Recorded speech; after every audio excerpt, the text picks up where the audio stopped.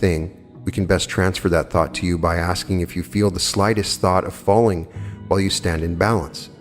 You obviously cannot, for your senses will not vibrate to tell you that you're falling until you actually begin to fall. Likewise, when you are perfectly comfortable, your senses will not tell you that you are uncomfortable until you begin to be. You will then put on a coat, if you're cold, to bring your body back into the balanced condition of comfort.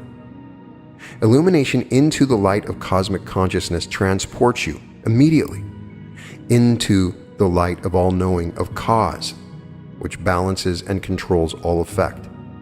The cosmic spiritual light is balance. That which man calls evil or sin or shame or any of its attributes such as anger, jealousy, worry, fear, cruelty, lust, or the greeds which lead to murders and wars are unbalanced conditions created by man who has not yet known God and because of it has not learned the law of love, which demands equal interchange between all opposite conditions in all human relations. Man himself has manufactured evil, sin, and shame because of the impossibility of keeping himself in balance. His material greeds impelled him to take what he wanted without giving in order to be regiven. There is no such thing in nature as evil, sin, or shame. Nature is never unbalanced. The heavens give of light and rains to earth, and earth regives equally of her forest and crops and vapors which replenish the heavens.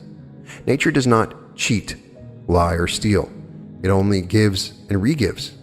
When man learns that lesson from nature, his civilization will be as eternal as nature is eternal. The love cycle. The very essence of the love principle is the action of giving and its reaction of regiving.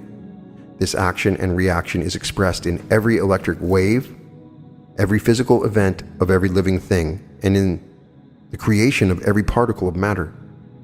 Every visible moving form is given to creation by the invisible universe of stillness and must be regiven to that invisible stillness.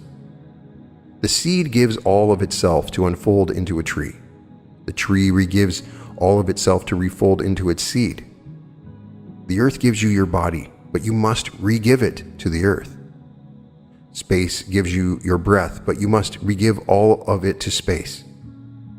Everything on earth and in the heavens which appears as a material moving body must disappear into the invisible stillness from which it came in order to reappear as another visible body. That forever repeated action and reaction of giving visible substance to idea and regiving that substance back to the invisible idea is all that constitutes the process of creation. There is no other process in all creation. The universe is founded upon love. Love is its fulcrum. The love cycle of giving and regiving is the expression of love in the visible universe of motion. If both expressions of the love cycle are balanced with each other, the result is what we call good. If they are not balanced, all of those things which we call ills, diseases, frustrations, misfortunes, failures, hatreds, and enmities arise from that unbalance. The secret of life is to learn how to balance one's transactions so that the givings and regivings are equal in balance with each other. In the still universe of love unexpressed lies all cause. In the moving universe of action and reaction lies all effect. Effect is always divided into four pairs, which must balance with their one cause. The very living of life is a continuous lesson in learning to balance effect with cause. As every effect which you do set in motion is a pendulum which will return to bless or smite you in the measure of your knowledge or lack of it, it is imperative to your welfare that you open your heart and soul to what is herein written, and not sift it through any traditions or cults or teachings which have been so deeply impressed upon your brain by sensations or emotions that all you have accumulated in a lifetime are but abstractions which you forever repeat but cannot possibly explain. That which your brain alone has recorded, you do not know and therefore cannot explain to others or even to yourself.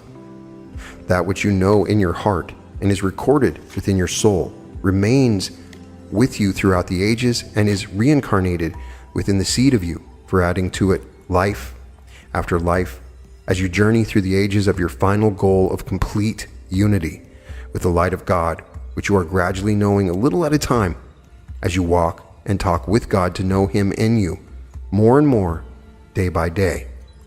There is much in the message we are delivering which will probably not be published for years, and much which is personal in the nature of instructions as to time and method of delivery. We will now give you some of these unpublished pages so that you may know how explicit is every detail of the unfolding of any of God's plans when you work together with God as one. We hereby quote, "Thou art the light. Content thou never shall be with a reflection of the light in man's outer vision. Content thou never shall be in man's universe of dimension. Content thou shalt be only when in communion with me upon thy mountain top. Thou art ecstatic man. Thou art the herald of ecstatic man to come. Thou art to unloose the bindings with which man has bound himself. The ecstasy of my light is thine. The agony of man's revilings shall be thine in generous portion. Heed them not, my son. The capacity for ecstasy is measured only by the capacity for suffering. Therefore rejoice thou in thy suffering. Gather thou all the nations of the earth, and sing to them my words written for ecstatic man in light upon the pulsing heart. Go thou in all humility, and heed not thy crucifixion in the hearts of 10 times 10 million men. He who comes to man bearing inspired knowledge does man crucify. Crucifixion awaits all inspired messengers of the light. Truth lies beyond